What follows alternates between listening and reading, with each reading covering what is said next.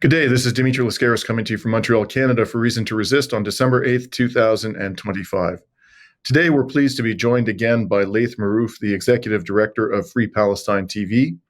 Laith is a frequent guest on Reason to Resist and a friend of the show, and he joins us today from Beirut, Lebanon. Thank you for coming back on, Laith. Great to be with you, Dimitri. Now, before we begin, I just want to remind our audience members that if you find this discussion to be informative, please like and share this video. And if you're not already a subscriber to Reason to Resist, we warmly encourage you to become one so that you can help us spread our brand of unapologetic anti-imperialist journalism. So, Laith, I'd like to begin by discussing with you a new revelation about the funeral of former Hezbollah Secretary General Syed Hassan Nasrallah. You and I and our mutual friends and colleagues, Hadi Hotait and Rami Rahia, attended that funeral in February of this year. And as I'm sure you'll recall, Laith, during the funeral, Israeli warplanes buzzed the tens of thousands of mourners who were assembled in the stadium, many of whom were women and children.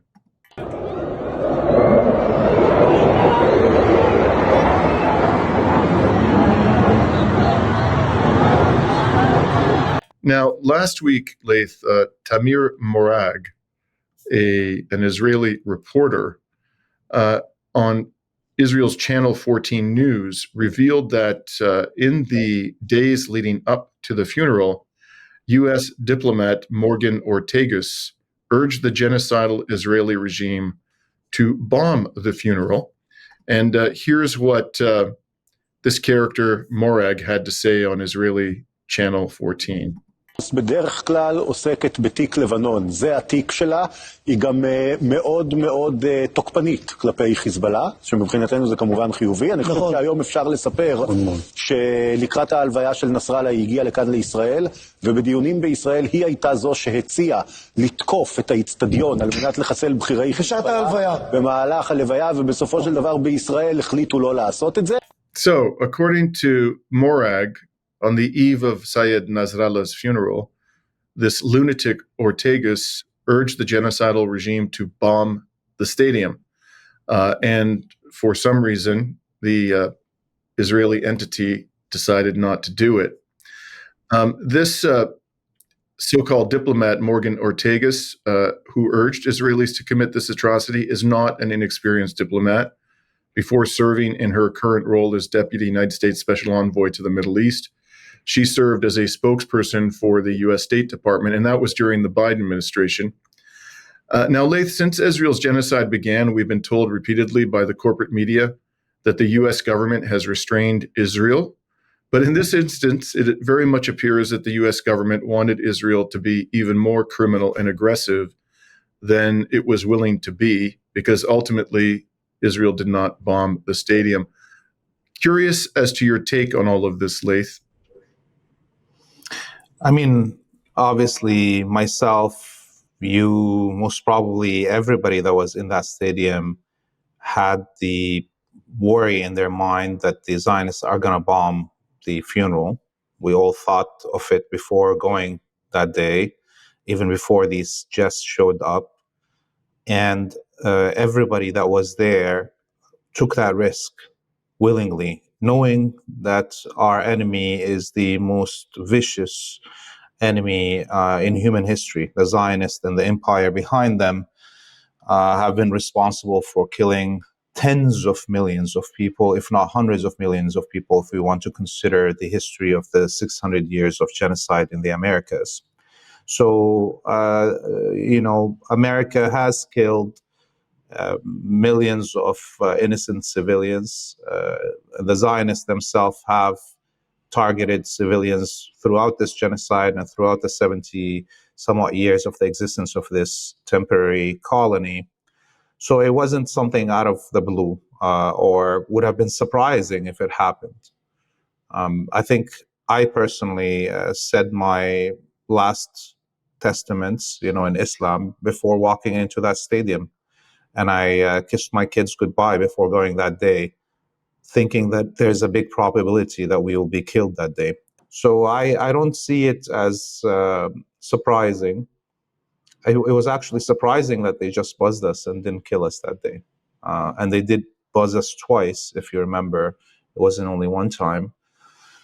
And still, we look at, even this Israeli journalist claiming that Ortega's wanted them to do this.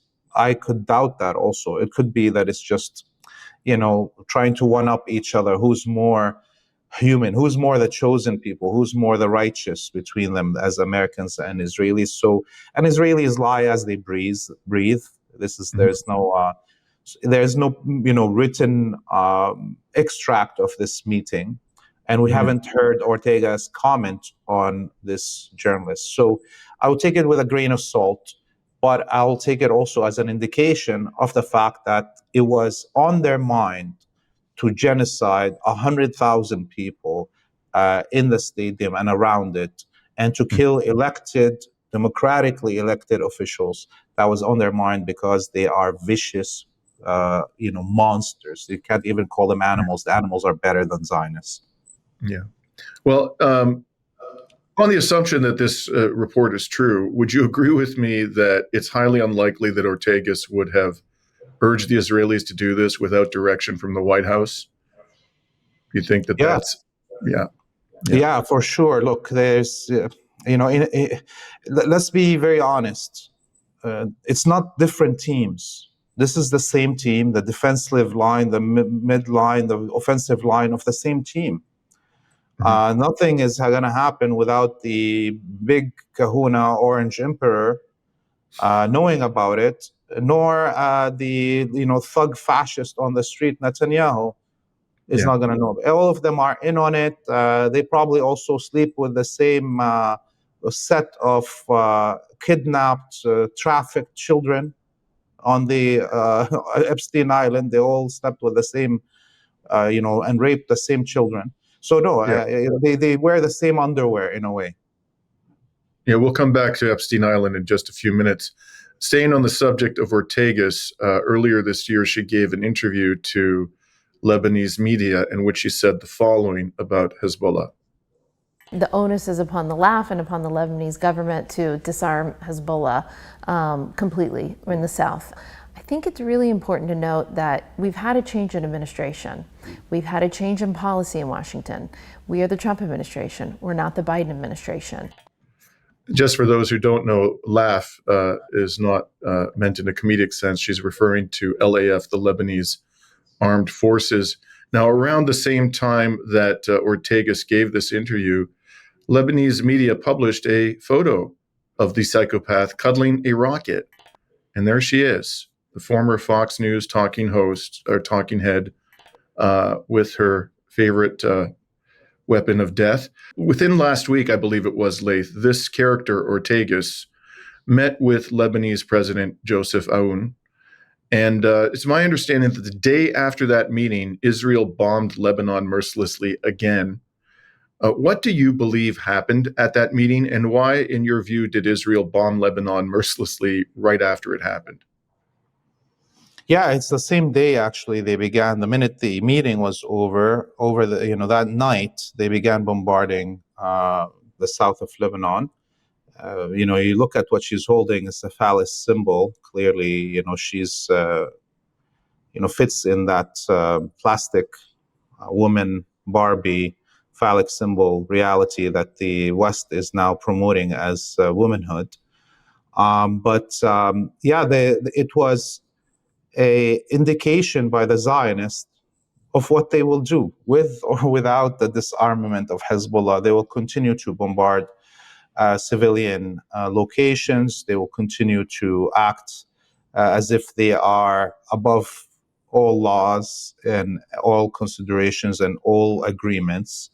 The meeting that Ortegas was in the coordination mechanism committee, included the French members of the Lebanese army, the Israeli army, and for the first time, a civilian representative of the Lebanese government, which Ortegas insisted on. The man is a former ambassador to Washington, D.C. Of Lebanon, He was, maybe a decade or so ago, was the ambassador in Washington, D.C. And at the time, the president of Lebanon, Michel Aoun, not Joseph Aoun, Michel Aoun, said openly that the Lebanese state has two enemies in Washington, D.C., the Israeli ambassador and the ambassador of Lebanon, who is now basically the handpicked person that Ortega has brought into this committee. So clearly, I think his last name is Karam. I'm forgetting his first name. I think it's, Mario or something like that. Is more Zionist than the Zionist himself, and he doesn't care about the Lebanese state. Hezbollah condemned the inclusion of this civilian representative because it, indicates, even if it doesn't make it into a fact, indicates that the Lebanese government is not working with or meeting with an enemy. When if it's military versus military meeting, then it's a clear antagonistic situation and clear indication that this is an enemy. Now you have a civilian, meaning that there could be a civilian relationships between the two states, and that's against what the Lebanese people want. This is against what Hezbollah will approve. But again, look, the United States and the Zionists can dream as much as they want to of a reality, but that is truly detached from what's happening on the ground. Even the Israelis themselves are too scared of starting a war. They may start a war. That doesn't mean they're not going to start a war. But they have been defeated over and over since the 1982 by Hezbollah. So it's, what has changed? Nothing has changed really in terms of the military balance of power. And if the Lebanese government tries to normalize relationships with the Zionist colony, it will not succeed. The people will reject it. The parliament will reject it. The prime minister and the president cannot do their thing without the approval of Hezbollah and the people. In terms of the attacks on the south of Lebanon, there was multiple attacks. We went and filmed on one of them yesterday. They were all directed at civilian homes and infrastructure, both in the Iqlim al-Tufah, or the Apple region, the Bint Jbeil region, and around the Sur Saida region. Those happened in a span of 48 hours from the meeting that you are discussing right now, and that's again shows you that the Israelis will not abide by any agreement they sign. So this week, Laith, we had another eye-popping interview from another so-called diplomat appointed by Trump to serve in the region of West Asia. His name is Tom Barak, and for those who don't know of him, he's an American real estate shyster investor, apparently of Lebanese descent, and currently serves as U.S. ambassador to Turkey and U.S. special envoy to Syria. Barak, it turns out, was a close friend of pedophile Jeffrey Epstein. A newly released batch of Epstein files reveals that in 2016, after Epstein had been convicted of pedophilia, he sent a rather interesting email to Barak. And here it is. And you'll see here the date is early 2016 from Epstein to Barak. And Epstein says, "Send photos of you and child, make me smile." Now, in a sane world, you think this would be enough to cause Barak to withdraw from public life, forswear any affection or allegiance to the disgraced pedophile, and basically disappear from public view in disgrace. But as far as I can tell, Laith, he remains in the position and seems completely unfazed by this grotesque revelation. And it's in that background that, Barak gave yet another, I think it's fair to say, extraordinary interview given the regime that he represents.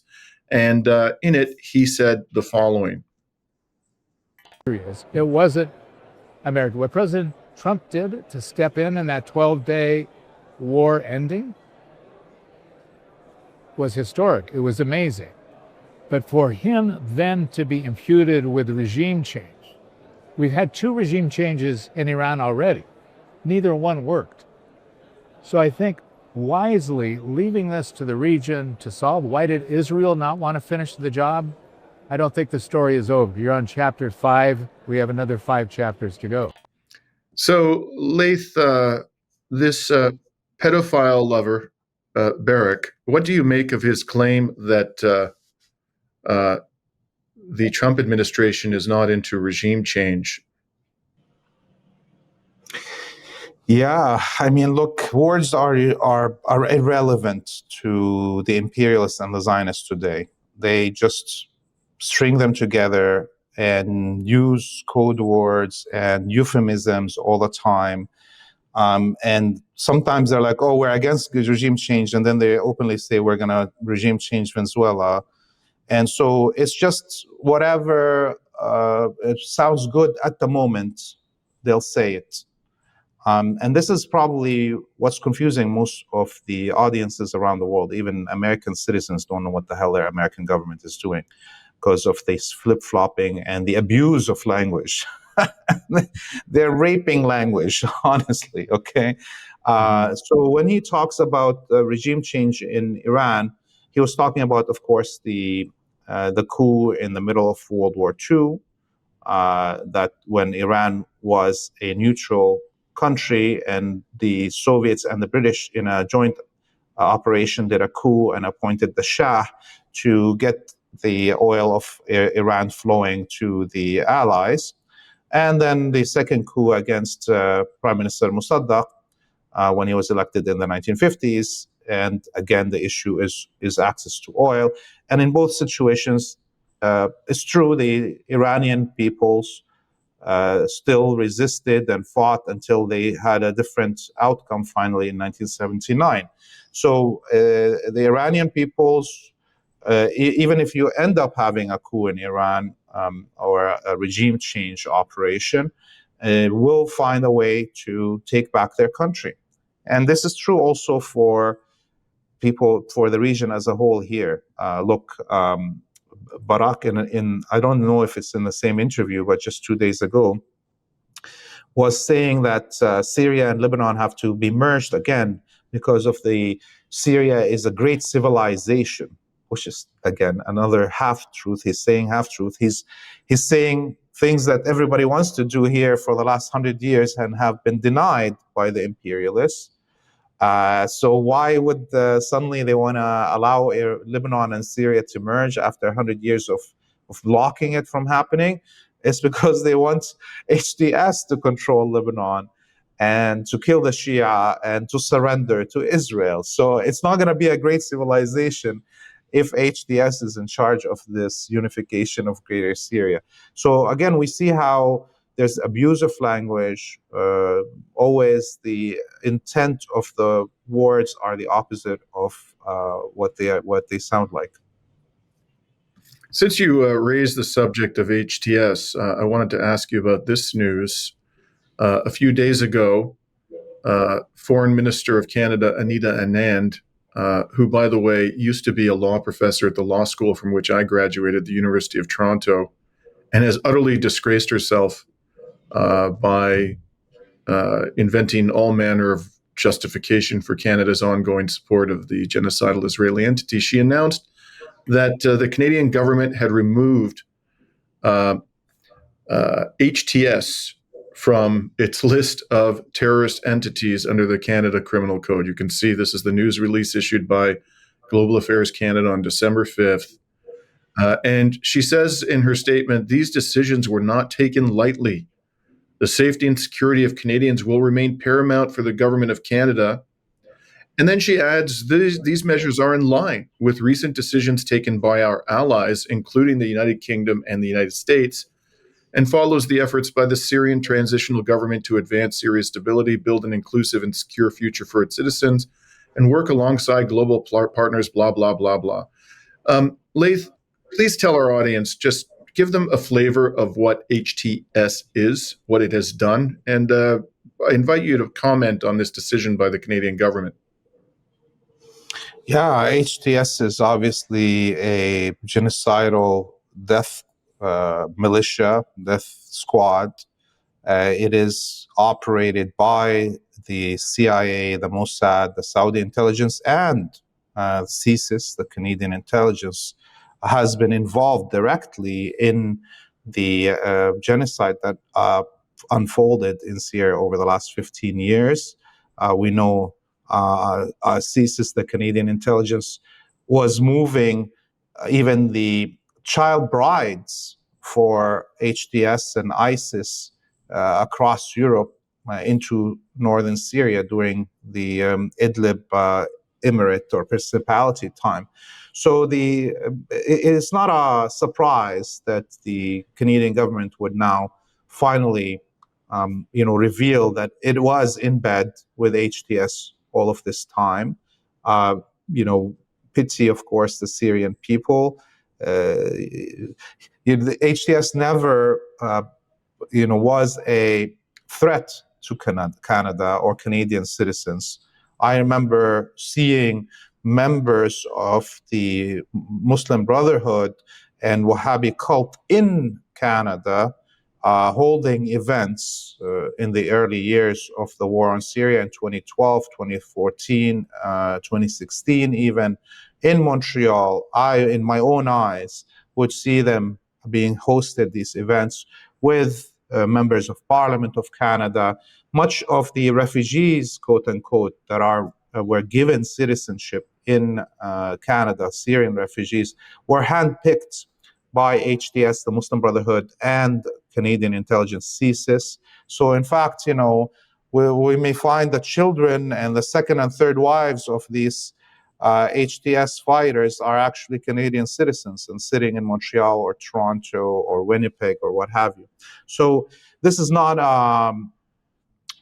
to me not a surprise. I am a part of why I left Canada was to see because I was seeing how involved the Canadian government was in the destruction of Syria and the mass rape and the mass genocide of the minorities in Syria.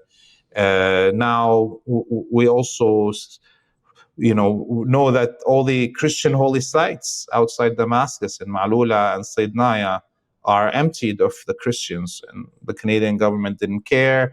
It probably was happy.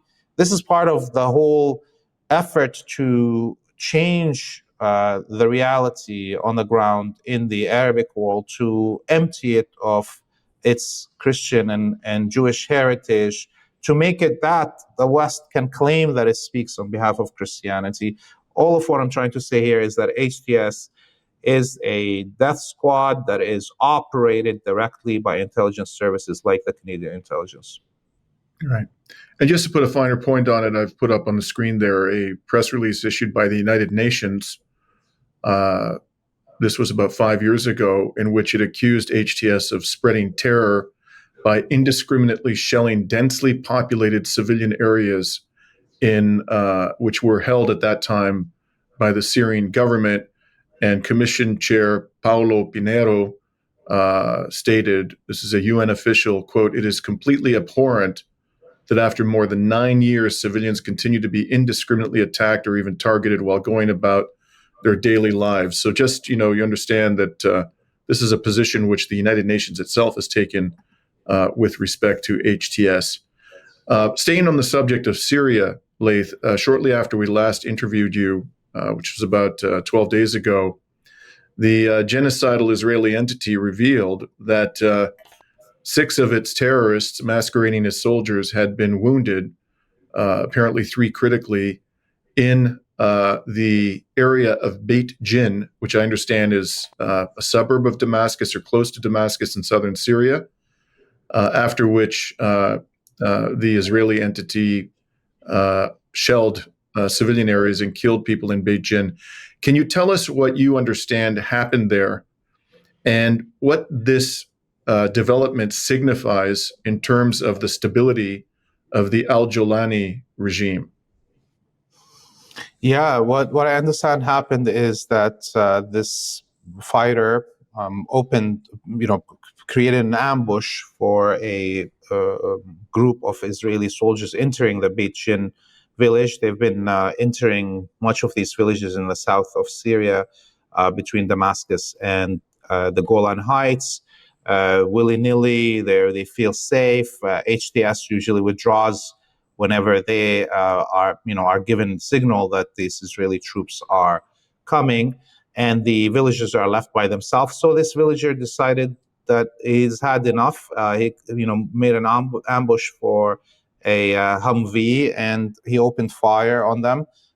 They claim that 6 soldiers are hurt. I presume some of them are dead. That Humvee is totally destroyed. So I don't know how many people actually can survive an explosion of a Humvee. So the guy used propelled grenades and machine guns. And the Israeli military returned with fighter jets and helicopters and shelled the whole village. Much of the village, evacuated. I don't know if there's any buildings left in the village after the destruction that the Israelis conducted. And there's a dispute about if this person actually belongs to some new resistance group or not. It doesn't matter what this fighter or which group he belongs to. What it tells us is that at this point, all the Syrian people in the south are feeling humiliated by the Israelis. They feel that there is no government in Damascus that is going to come and defend them or protect them from these violations by the Zionists. The Zionists are deliberately humiliating people. They could just walk into villages and walk out. No, they're going into people's houses, slapping men, pushing around kids, taking pictures around holy sites or archaeological sites and acting as if they are conquerors. So this buildup of anger means that at any moment, some of these civilians will carry arms and defend themselves and at least their dignity. So this is out of the control of any HTS government. There's no way to control people's emotions once they keep on being humiliated like this by the Zionists. And because it's a no man's land in the south, where HTS doesn't have full control, where the Israelis don't have control, where the Americans don't have full control, it is a very porous in terms of movement of people and small and medium weapons. So we will be seeing more and more of these, kind of lone attacks happening as a national resistance front gets to coagulate together. I see every week meetings happening of former, government officials and or former opposition that are not HTS that are trying to form some national front. This is above and beyond the Hezbollah Syria and SSNP, the Syrian Social Nationalist Party, that are active and openly preparing themselves for a military confrontation. I think the only thing that's keeping it from totally blowing up is that everybody's waiting to see what's going to happen in Lebanon with a Zionist colony. Would they attack before the end of the year? Otherwise, if there is no attack on Lebanon by the beginning of January, we will see Syria become the main battle zone between the axis of resistance and the Zionists and the imperialists, for sure. Just to be clear, when you say attack on Lebanon, I mean they're attacking Lebanon pretty much every day. Are you referring to a ground invasion? Is that what you mean by attack? I mean a full war. You see, right. The Zionists have and the Americans have demanded that Hezbollah is fully disarmed by the end of December. So that's not going to happen. So everybody's expecting that there will be a full-scale war. Whether it will include an attempted land invasion, we don't know. The Israelis, I think, are pretty scared of that option. But a full-scale war means that Hezbollah will be retaliating. Okay? Up until now, it's just sitting back and taking these attacks that are happening every day while it's accelerating its rearmament and its restructuring. in preparation for a full-scale war. If there's a full-scale war, Hezbollah is going to be firing back. That's now where I can say it's a two-sided war, and it will be something probably similar to the 12-day war that Iran conducted against the Zionists. We will be seeing hypersonic missiles. We will be seeing, mass explosives being used on the Zionist colony. That's what I mean. So if this doesn't happen early in January, I expect that the situation in Syria will be changing in accordance to that. Now, returning to Lebanon, the Pope just finished an historic visit to the country. What were your overall impressions of this trip, Laith? What did it accomplish? What did it reveal? Do you think it was a positive or negative for Lebanon? Well, I decided to leave Lebanon and go to Italy. I thought we have to have a exchange 1-for-1. And since he wanted to give his wisdom to the Lebanese, I wanted to give my wisdom to the Italians. I don't think that's a fair trade, Laith. I think the Italians got the better of that trade. I know. So what were you able to glean while you were over there about what was happening back at home?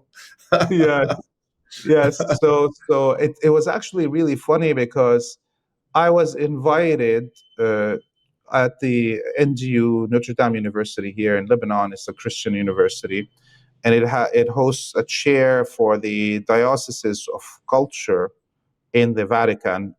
So a professor at the NDU invited me on behalf of the Ministry of Culture of the Vatican to speak on the International Day against impunity in attacking journalists.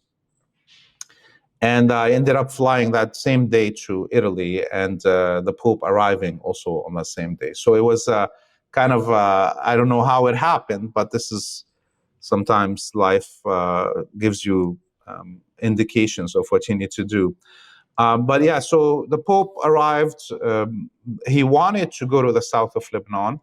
In fact, the members of this diocese that I met in my time during that lecture and before were lobbying really hard to bring the Pope down to South Lebanon, to the Christian villages.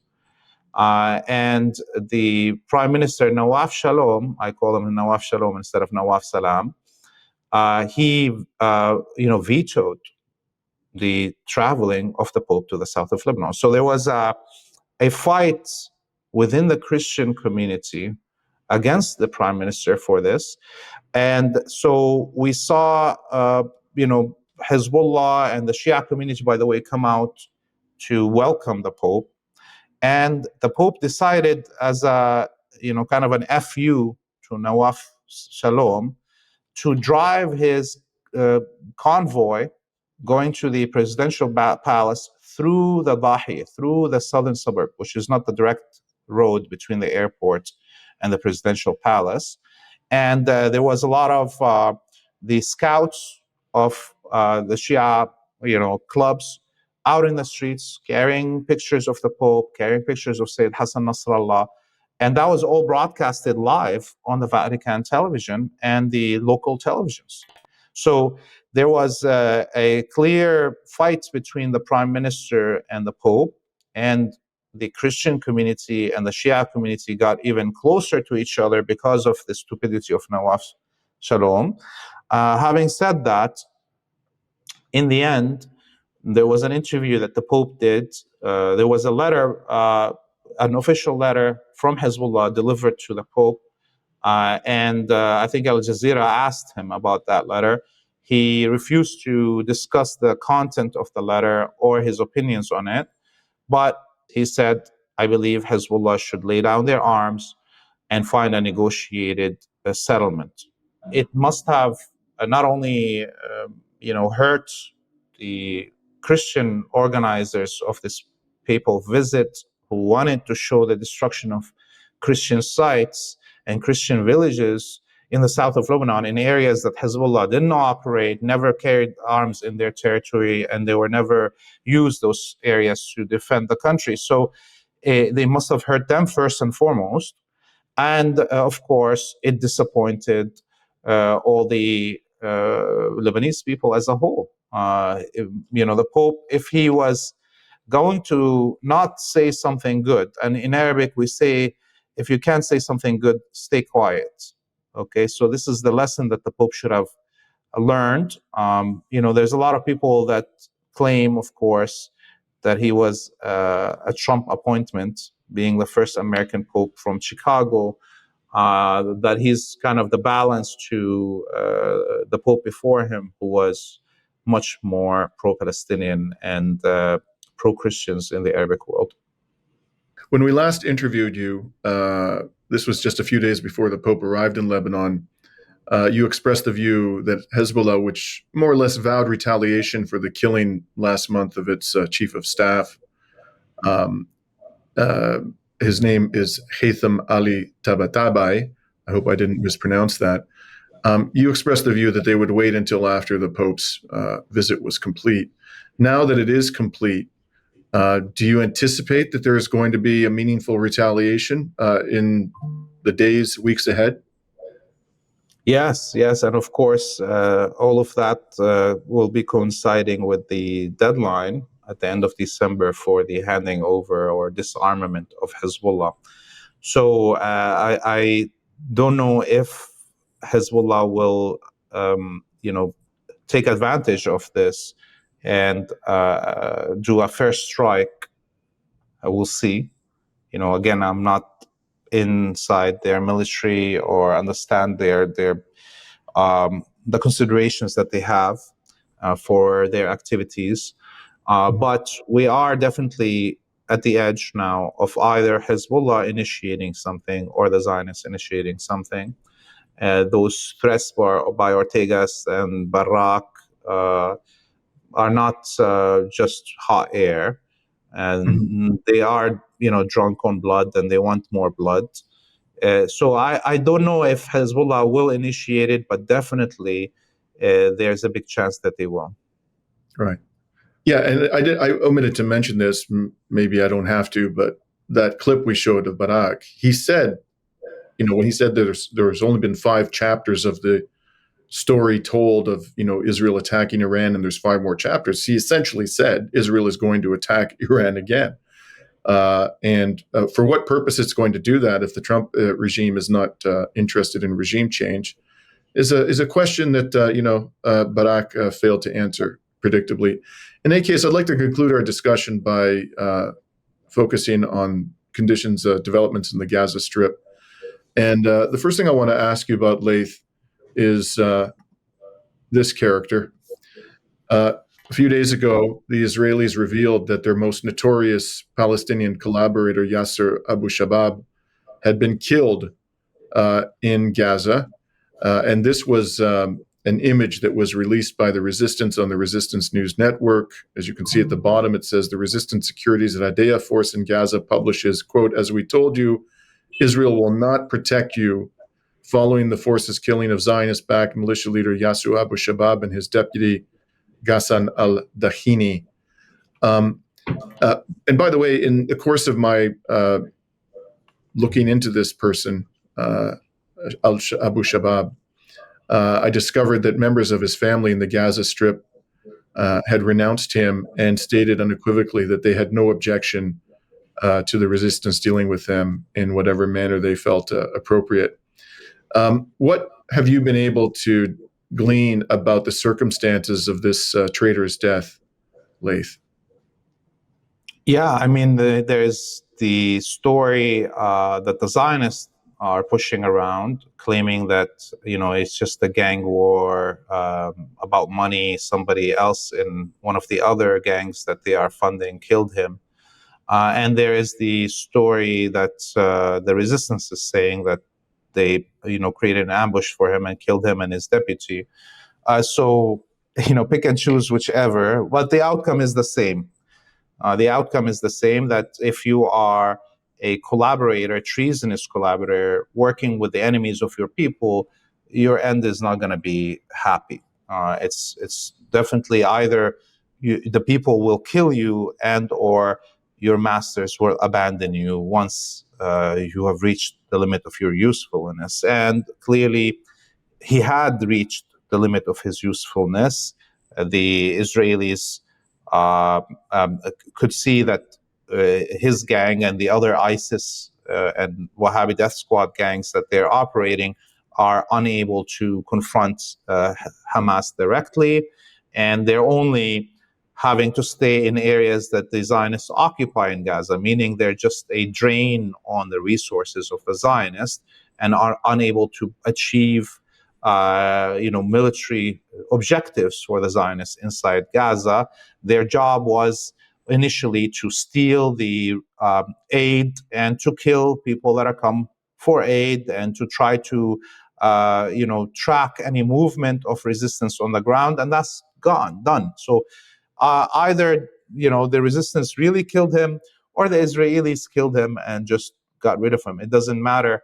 This is the end of any treasonous collaborator that works against their people. But one thing I would say here, just because of my trip to Gaza, to Italy, I know you know we're going to discuss it maybe later, but it is very important to note that these ISIS Wahhabi death squads in Gaza were also responsible for the assassination of Vittorio Arrigoni, the Italian solidarity activist that came on the first and only boat that made it into Gaza in 2009. And they tried to blame the assassination of Arrigoni on Hamas, the Israelis. But of course, it turned out to be a group related to this guy, Abu Shabab, that are all basically ISIS, that were paid to kill, to assassinate Vittorio Arrigoni, and ended up, those fighters from ISIS in Gaza ended up in Syria, killing Syrians, and came back to Gaza and belong to Abu Shabab right now. Mm-hmm.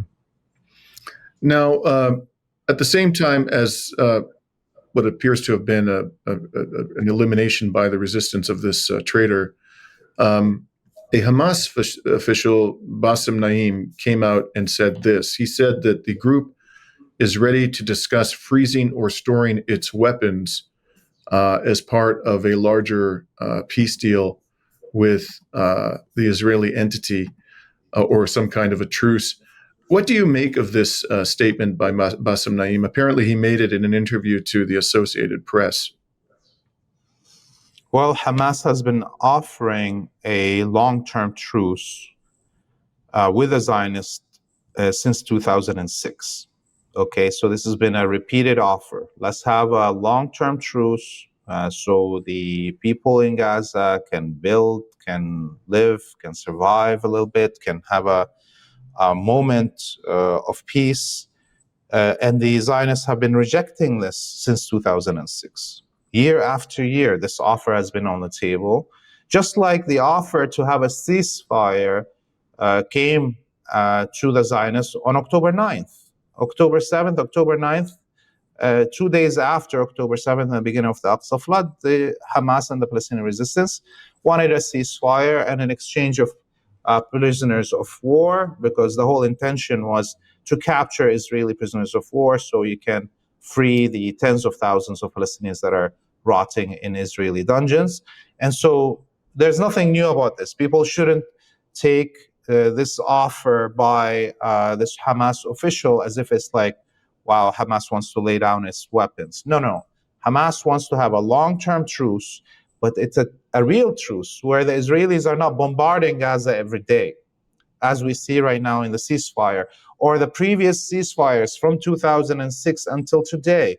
Every time there's a back and forth war between the resistance in Gaza and the Israelis, and then there's a ceasefire, and then we find the Israelis assassinating people or bombarding locations, which builds up to another stage of hostilities. So it is an offer on the table since 2006. So it's not something new, and people shouldn't worry about it as if it's something that Hamas is surrendering or something like that.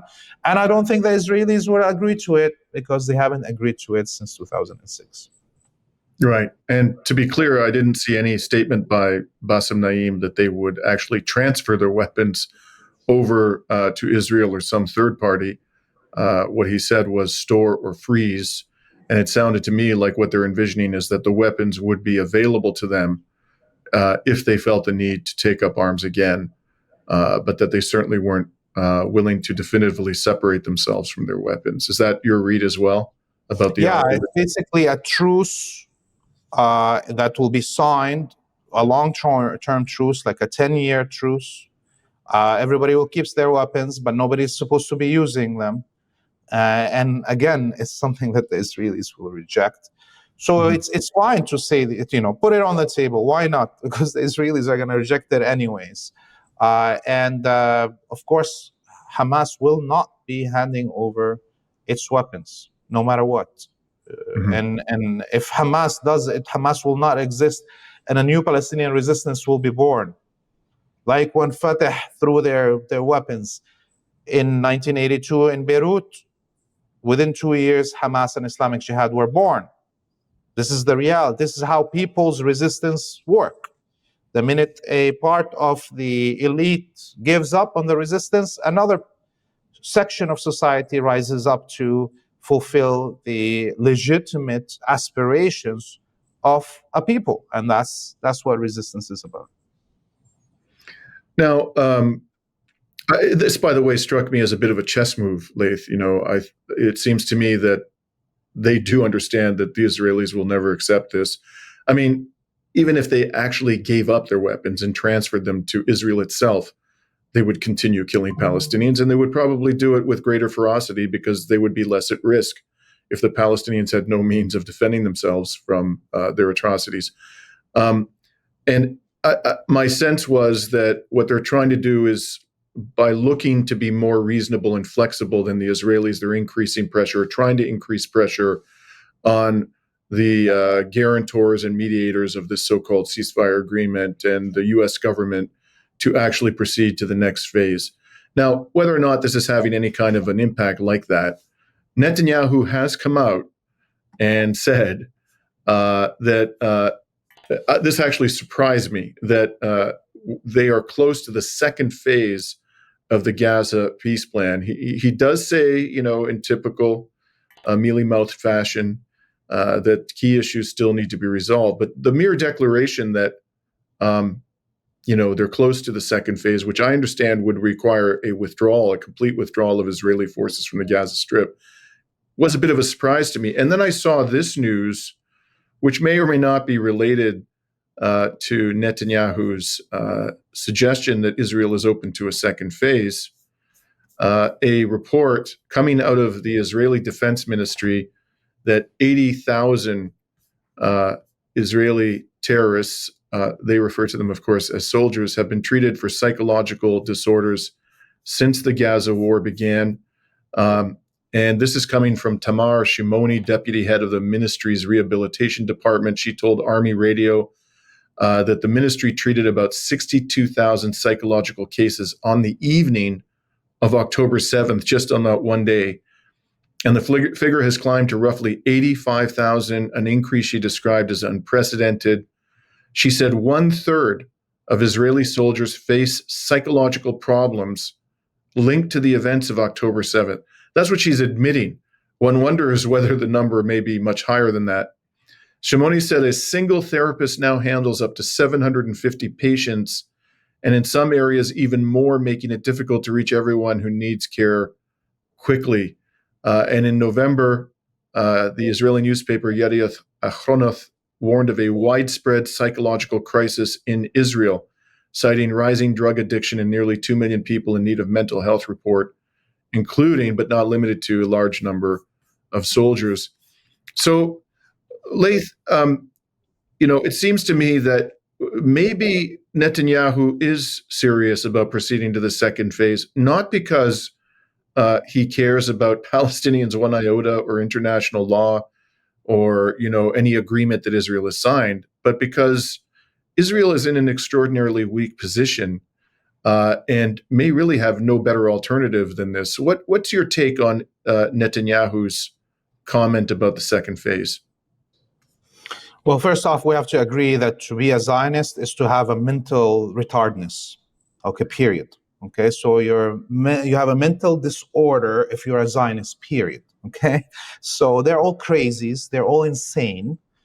Their insanity now is turning inwards. They usually project their insanity on the rest of humanity and on children and on this unarmed civilians usually. Raping them, pedophilia, all of that. All of these are clear indications that the whole society is insane. Okay. Now, having said that, we are seeing every day reports of Israeli soldiers killing themselves. And they're not killing themselves only because of what they saw on October 7th, the feelings that they had on October 7th. It's because of the mass crimes that they conducted inside Gaza, whether killing those unarmed civilians, hunting children, crushing civilians under tanks, burying people alive, setting them on fire alive, all of these things that all of these soldiers participated in. Okay, and of course you add to it that the Zionists, once they step outside the colony, a temporary colony, they feel the hostility of humanity. Okay? There's only a few bubble zones where they don't feel this hostility, one of them being Russia, another being, let's say, a few neighborhoods in New York or a few neighborhoods in LA. But the rest of the world is hostile to them. They see graffiti, they see Palestinian flags, they see people chanting against them, they see people kicking them out of restaurants and hotels all around the world. So their psychosis is being compressed. They're having cabin fever. They're closed up inside the colony, and they're having cabin fever with their insanity. Okay, so yes, hundreds of thousands of Israeli soldiers are at the edge. They have to be thrown out of their military because they cannot operate correctly. Of course, that makes them even more dangerous to civilians everywhere inside the colony, inside the West Bank, and or internationally. Okay, so I think I personally, by the way, don't think that there will be a second stage of this ceasefire. Netanyahu cannot afford, even in Lebanon, an end to hostilities. The only thing that is stopping the Zionists with their psychosis in this cabin fever insanity from totally collapsing is the delusion that they are building a greater Israel. I even was reading some of these delusions on Israeli media talking about Israel becoming a first-rate power, an imperial power by itself, that as it expands, as its technologies are advancing so much, this is how much delusion they have in their own media now. They're talking about the new Israeli empire, okay? That the US is going to withdraw from Western Asia, which is doing, and is concentrating on South and Central America as the limits of its empire, that Israel will rise as an imperial state and colonize the Arabs and the Muslims around them, and even Southern Europe, Greece and Cyprus and Italy and so forth will all fall to the feet of the Zionists. This is literally how they're talking, okay? Now, I also met a few Palestinian citizens of the colony, 1948 Palestinians, on my tour in Europe. A couple of them, I've met them. And I've heard things that everybody should understand, the amount of destruction across the colony is tenfold what we've seen with our own eyes through those videos. The few neighborhoods that the Israelis allowed to be filmed after the 12-day war with the Zionists in Tel Aviv, that mass destruction of that neighborhood, that's repeated all around. Okay, there's whole villages or colonies in the around the bases and so forth that are totally empty now. There is hundreds of thousands of people, Israelis, that are lining up at the gates of the Portuguese and the Spanish embassy specifically, because these stupid states, Spain and Portugal, are giving citizenship to any Jew that can claim they are descendants of the Jews that escaped from Iberia during the Reconquista, okay, during the the crusade into Iberia, but they don't want to give it to the Muslim descendants of those who were kicked out of Spain and Portugal.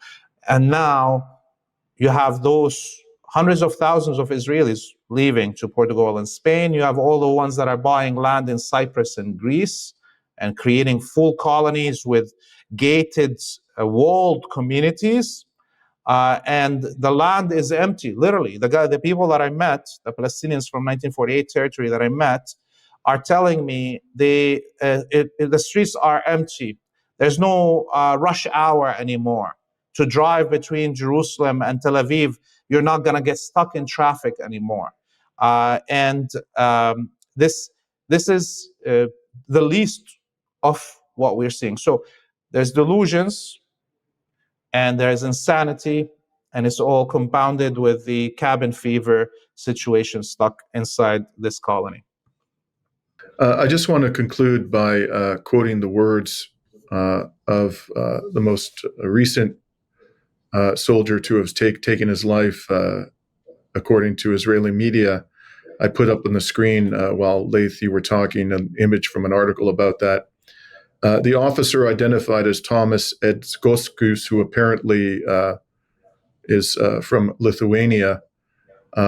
He reportedly battled post-traumatic stress disorder and described his struggle as a mental battle stemming from his involvement in the ground invasion into Gaza. And on social media, he wrote that he could, quote, no longer continue living, saying he felt destroyed and lost. I can't anymore. I am ruin and devastation. I did things that cannot be forgiven, and I can't live with it anymore. On that note, we'll call it a day. Laith, before we sign off, please tell people where they can find your excellent work and how they can support Free Palestine TV. Yes, you can go to our website, freepalestine.video, to donate. As I was hinting throughout of this, we were in Italy. You just came back. We were there for 7 days. We filmed 10 various reports from Milan, Genoa, Napoli, Rome, and others. There's a few surprise reports, one of them from inside the Vatican. So maybe people will like what they're going to hear being filmed inside the Vatican as the Pope is here in Lebanon, telling us to lay our weapons down. And yes, we're trying to go to Venezuela. There's a possibility of war in Venezuela. Please donate so we can cover those costs. We're a small team. And I want to say one thing from this visit in Italy that I was kind of shocked at. I've escaped the Western imperial core a while ago to not feel this feeling of having to massage white sentimentalities. But what I saw from the Italian quote-unquote left, which is usually touted as one of the most advanced in the left, with in the West, with big strikes and unions still alive and active, was a shame for the Italian people themselves. It's a shadow of the 1960s, 70s internationalism that existed, where Italian people carried arms alongside Palestinians inside Italy and inside Palestine and inside Lebanon. Today, I would say much of this left is infested with liberal thought. Much of this left wants to forget its own glorious days and tries to avoid to bringing back this history. And I think much of this left also looks at the Palestinian people as a charity case of liberation, human rights, but refuses to see the Arabic peoples as all oppressed. The Italian people seem to have forgotten that they killed half of the population of Libya during their occupation, and that they are living right now off the looted oil and gas of Libya after killing 500,000 of them alongside Muammar Gaddafi. But the most shocking story to me, which broke my heart, it was the last thing we filmed before flying out of Rome. We went to the graveyard outside Rome city. There was 15 Palestinian children that were extracted from Gaza by the Italian government to give them health treatment. And 2 of those children died in Italy without their families. And they buried them in the edge of the graveyard using the crushed remains of other graves, stones, asphalt, cement, and headstones from other graves. And these children, one of them, his father is languishing in an Israeli jail, being tortured. And the Italian left,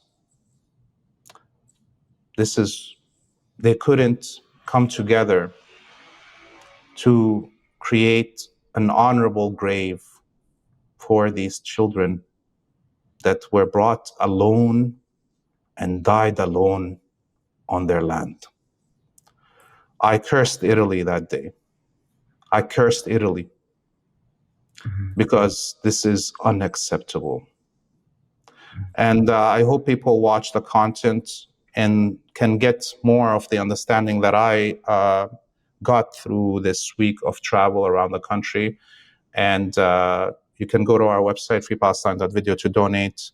We appreciate everything that everybody gives us. Thank you, Laith. And we strongly encourage people to check out your fine reporting from Italy and elsewhere. This is Dimitri Lascaris, Laith Marouf, signing off on December 8th, 2025.